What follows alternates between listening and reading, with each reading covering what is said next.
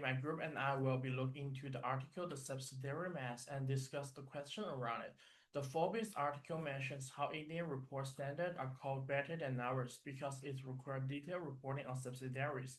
Current US reporting standards make it harder for investors to know what they are investing in. The article raised the fair points, especially the risk to investor. We have identified three main risks to investor. Partnered companies are able to cancel losses and debit for the subsidiaries they own with the better performing ones. The effect on the investor is that they will be aware of this until this is potentially too late. Another risk is the potentially for earning manipulation where the management are able to create intergroup transaction or allocate expense to subsidiaries.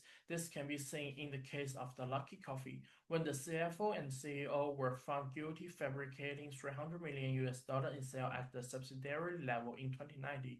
This was done using the related party transaction to create fair sales transaction around according to the Security Exchange Commission. Lastly, investors are unable to properly value companies without fully access to company data. Investors require more transparency so they can accurately understand the business and reconcile relative risk. Incomplete valuation can lead to wrong street price, and when information about subsidiaries get leaked or released, it could significantly affect investors. Thus, have a subsidiary level data allows for better focus, accuracy, and have more precise assumption when investors build their models. Next, I will pass the time to Kai to talk about the difference between Australia and India reporting standard. Next, we will address the sixth question with as follows. We will begin by looking at the difference between India and Australia in terms of reporting requirements, and followed by evaluating whether Australia should adopt a similar practice. When it comes to a subsidiary disclosure, both Australia and India have very different approaches. You can see from this table that standalone financial statements are mandatory for all subsidiaries. It includes the related party transactions, which are also require full disclosure down to the transaction level, which are publicly accessible. This contrasts with Australia, where under ASB10, they are only required to do the standalone disclosure when that subsidiary is deemed to be material. Compared to the Australia related party disclosure under ASB 124 are often done up in a summary. And as a result, accessibility is also limited to consolidated reports and looking at this comparison. India's reporting requirement allows a higher transparency, which allows for an increase in investor trust. Australia's complexity makes it hard to assess risk and across the corporate group, which will be covered later as well. This brings us to a question: should Australia follow suit and adopt India's model? From the accounting side, there are strong arguments that can be made in favor for it.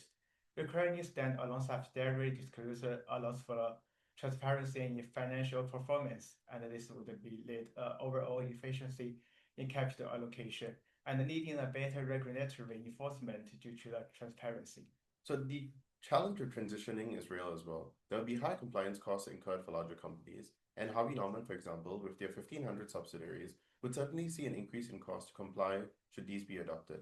And another pressing matter would be the risk of over-reporting, which would overwhelm investors without standardized reporting.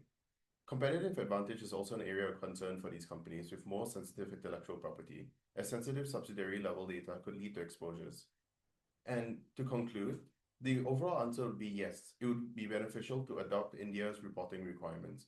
This would lead to an improvement in transparency, accountability, and investors would also have a clearer insight into the risk and performance of the company as well. That being said, the practicality of the implementation is a real concern here due to factors discussed previously, such as cost of compliance and the need for regulatory reform. And now we'll be moving on to question 3, where we'll look into the implications of having 1,500 subsidiaries into consolidation and audit oversight.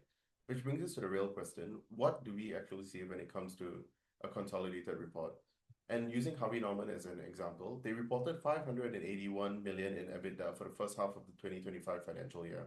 And the pie chart is reflective of this, because we know it adds up to 581, but we can't understand the breakdown of where that profit comes from, as seen by the question marks. The profit could be evenly spread, or it could also just be one subsidiary contributing, while the rest are incurring losses. And that is where having such a large number of subsidiaries will result in a blind spot. As the more subsidiary groups a group has, the harder it is to be able to accurately detect manipulation. Intercompany loans and related parties could easily be used to inflate earnings, as we've seen in the Luckin Coffee example. And without individual data, loss-making entities can be well hidden in a group. And one research paper also found a direct correlation between this as well. And overall, most subsidiaries would lead to more chances of misreporting, as well as less transparency for shareholders. Moving on, the audit risks in this context would be just as serious. With over 1,500 subsidiaries, there would be dozens, if not more, auditors across separate jurisdictions and regions. Looking at this flowchart, we're able to understand this better, because each individual subsidiary would have their own auditor, and group auditors must in turn rely on component audit reports to craft their final report. Coordination can prove to be difficult, especially across different regions, leading to a higher potential for red flags to be missed. This leads to weakened internal control and consequently a higher risk of fraud. An example that's reflective of this would be the Steinhoff and Wirecard scandals, where billions were lost due to a systematic audit failure and undetected fraud due to the sheer amount of subsidiaries. Looking back at Harvey Norman's first half yearly report of 2025, which claims a consolidated EBITDA of 581 million AUD. While a strong headline figure, this lacks the detail needed for meaningful analysis. Revenue and profit figures are reported as aggregates, making it nearly impossible to distinguish which regions are driving returns and which are underperforming. This lack of granularity creates blind spots. Take New Zealand, which reportedly experienced sales growth, and compare it to the underperformance in Singapore and Malaysia, due to market softness and expansion costs. None of these nuances are captured in the top line EBITDA figure, and without this country level data, management and investors struggle to identify break-even points, track RR by region, or assess the potential for franchise growth.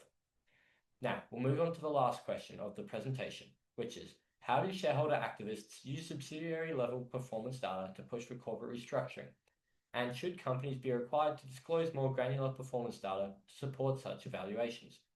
We have broken the question down into two parts and provide a summary at the end. More detailed reporting gives investors insight into which segments are profitable and which aren't, enabling smart investment decisions and more accurate company valuations. It also empowers activist investors to push for more accountability and strategic change, improving overall market efficiency. Thanks, Tom. Now let me give you an example of how subsidiary level data was used by an activist investor to push for corporate restructuring. Third point, a US-based hedge fund and a major shareholder of Sony, once holding a 7% stake, put pressure on Sony's management to spin off its entertainment and chipmaking divisions back in 2013. This was only possible because the hedge fund had access to subsidiary level data, being a major shareholder.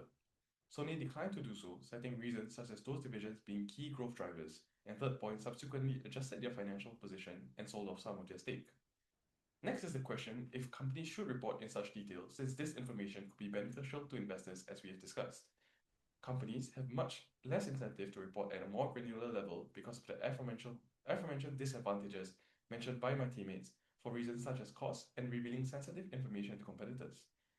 Additionally, revealing more granular information may not be utilitarian, as investors may not understand the reasons behind complex structuring compared to insiders and may push for short-term gains. A recent amendment to improve transparency behind subsidiaries was introduced last year in Australia. Such reporting standards included requiring public companies to declare subsidiaries' names, the type of companies, and the percentage owned by the parent in a consolidated anti-disclosure statement in their annual reports. Our opinion on whether businesses should be required to report on a more granular data level is that current standards are sufficient. Tightening the standards reduces the subsidiary's competitive advantage if competitors are able to access their financial statements and allocate more resources to compete with them. Additionally, information could overwhelm retail investors and only seasoned ones will reap true benefits of this. The increased cost and complexity of reporting subsidiary level data does not justify additional benefits to investors. Hence, we are of the opinion that current reporting standards such as the IFRS and US GAAP are sufficient. Thank you.